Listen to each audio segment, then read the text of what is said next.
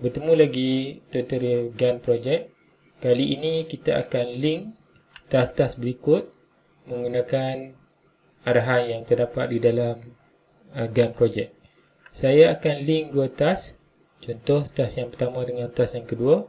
Apa yang kita boleh lakukan di dalam Gantt project adalah kita klik pada task 1, tekan shift, task 2, dan kita akan tengok pilihan di bahagian atas ni, pilihan link. Ini link.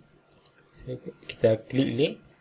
Lepas tu kita akan tengok di sini task yang pertama sudah link dengan task yang kedua. Okay, ini untuk link, ini untuk unlink lah ataupun remove. So kalau kita klik dia unlink macam ni. Okay.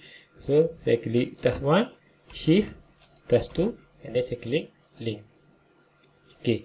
Kaedah kedua untuk link kita boleh juga buat. Saya akan link task 3 dengan task 4 ni. So saya double klik pada task 4. Okay, akan ada window baru macam ni, properties for task 4. Okay, so saya akan link task 3 dengan task 4. Saya klik pada task 4, double klik, tengok bahagian tab general, predecessor. Saya klik pada tab predecessor. Saya klik add.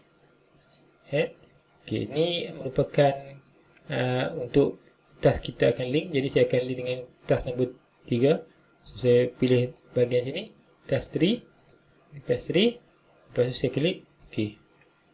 Okay, sekarang kita tengok task 3 sudah link dengan task 4. Itu pun simbol macam ni. Kaedah ketiga untuk link adalah melalui, saya akan link task 5 dengan task 6.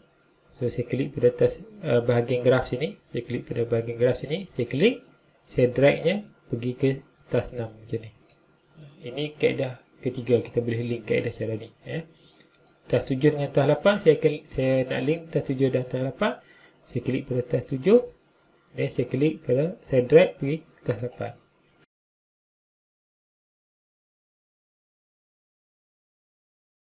Okey, untuk menukar task kita menjadi milestone, kita boleh klik, double klik. Okay, akan ada properties for milestone macam ni.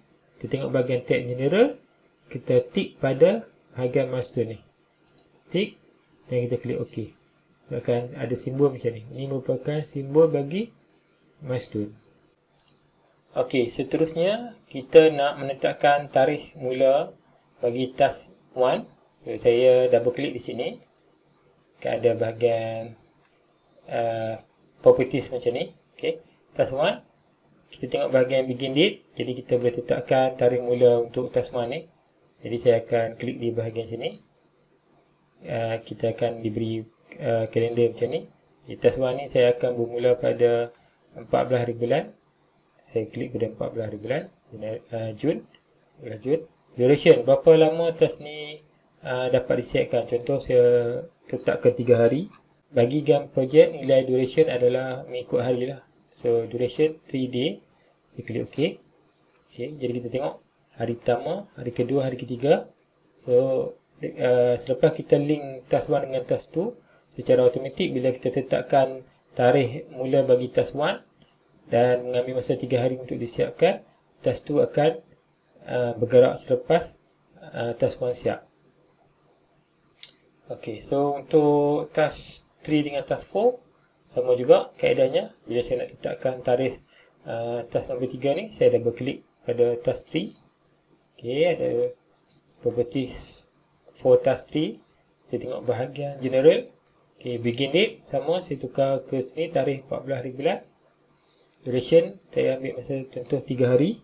Letak 3, saya klik OK.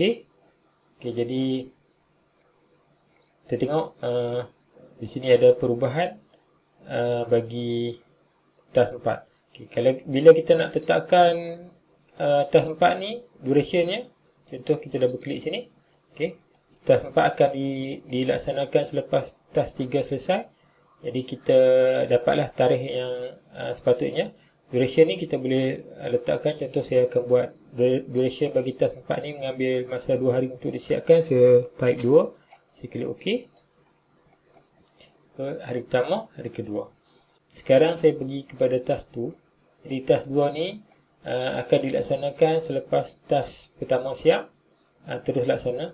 Jika kita perlukan masa selang 1 hari untuk task 2 ni baru mula dilaksanakan, kita boleh double klik pada task 2. Kita tengok bahagian tab predecessor. Okey. Jadi kita tengok predecessor ni task 2 link dengan task 1. Kita tengok bahagian delay. Contoh dia task 2 ni akan delay 1 hari. So kita boleh type dekat sini 1. Double klik, type 1. Klik OK. Okay. Jadi bila task 1 siap dalam masa 3 hari, akan ada delay 1 hari. Lepas tu barulah task nombor 2 akan buat. Jadi task nombor 2 ni akan dilaksanakan pada 18 hari bulan. Okay, contoh task nombor 3 dengan nombor 4. Okay, saya double klik task nombor 4.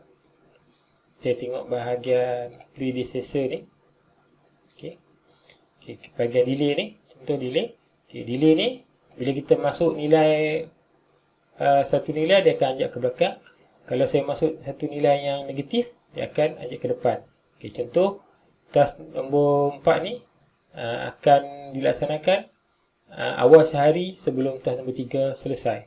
Jadi di sini saya boleh berklik, saya type negatif 1 hari, negatif 1 hari, saya klik OK. Okay. Jadi task nombor 4 ni akan bergerak. Maksudnya sebelum task nombor 3 siap pada hari yang terakhir, task nombor 4 akan dilaksanakan awal 1 hari. Jadi task nombor 4 akan dilaksanakan pada 16 hari bulan. Okey, sekarang kita tengok task nombor 5 dengan task nombor 6. Saya akan double klik pada task nombor 6. Okey, saya tengok bahagian predecessor. Okey, task nombor 5 dengan task nombor 6. Task nombor 5 akan selesai buat kerja. Lepas tu akan disambung kerja task nombor 6. Bahagian type sini, tulis finish to start. Maksudnya task nombor 5 finish. Lepas tu task nombor 6 akan start. So dia akan simbol ataupun dia punya panduan macam ni. Simbol macam ni. Okey. Contoh task nombor 7. Contoh task nombor 7 dengan nombor 8. Saya double klik task nombor 8. Kita tengok bahagian predecessor. Okey, finish to start sama macam tadi. Di sini saya boleh tukar. Saya klik ni, saya klik finish to finish. Maksud dia task nombor 8 akan sama-sama habis dengan task nombor 7. Saya klik OK. Nampak di sini ditunjukkan simbol macam ni, finish to finish. Okey. Task nombor 9 dengan task nombor 10. Saya double klik task nombor 10.